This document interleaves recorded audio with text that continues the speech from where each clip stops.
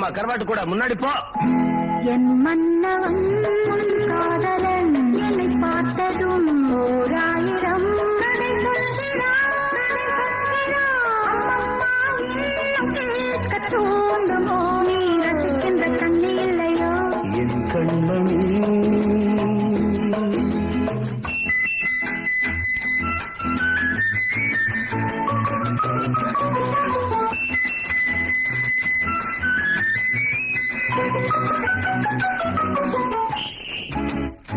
Teynampet super market இறங்கு.